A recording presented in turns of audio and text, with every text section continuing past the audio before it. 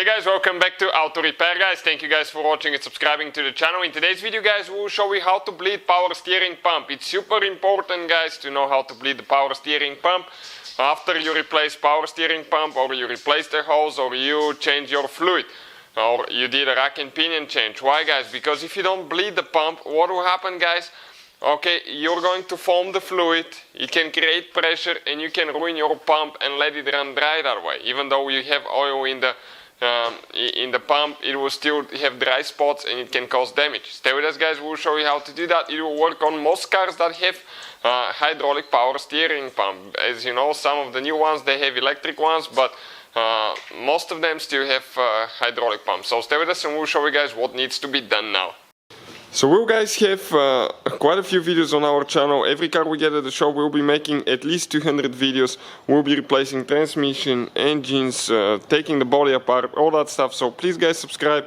If you want to see videos for a specific car, drop a comment below. That way we'll have an idea what we need to get for our next project and we'll start on it now. So usually guys, when you open your manual of the vehicle, you can check under power steering fluid, okay, what kind of fluid to use. Okay, right, this one it says automatic transmission fluid. Even though it's power steering fluid, it says automatic transmission fluid such as Mercon 5 or Dextron 2. Also guys, you can check the capacities and all that stuff for your specific model. So first you need to locate your power steering fluid reservoir. Okay, this is ours right there. So we'll go ahead and remove the cap now. Sometimes you might have a second cap. So we'll get a funnel, okay, and we'll start adding some fluid. You can find guys everything listed in the description of the video below. As I said, in our case, this power steering fluid, this power steering system uses automatic transmission fluid. Some vehicles will use special power steering fluid like what we have there. It really depends guys, you have to check your manual for that stuff. So we'll fill it to the full mark, okay, maximum mark on the side of the reservoir. Usually you can see that. Okay, that's it. Oh, a little bit more. It's taking it slowly, so we have to be careful.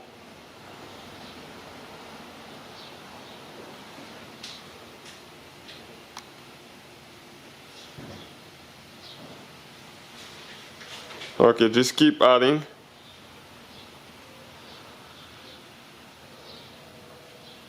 Okay, that's it. It's past the full mark. I saw it on the side.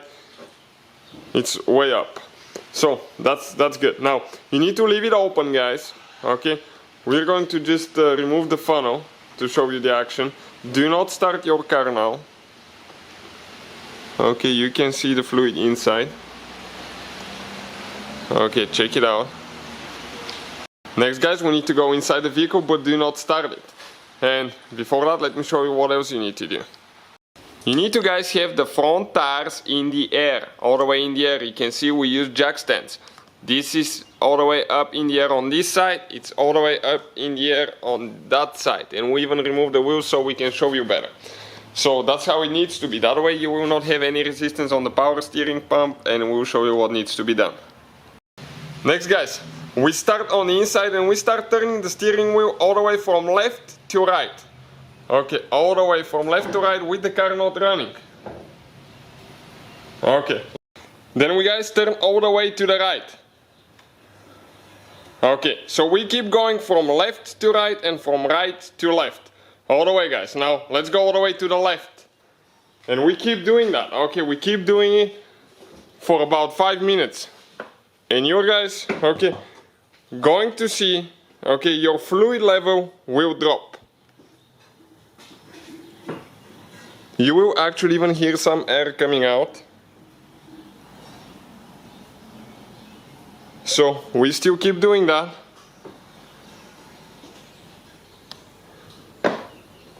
Okay, and our fluid level dropped below the maximum mark already.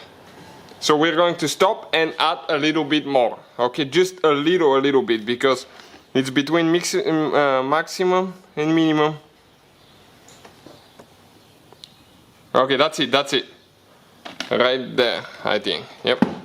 So let's keep doing that again, from left to right.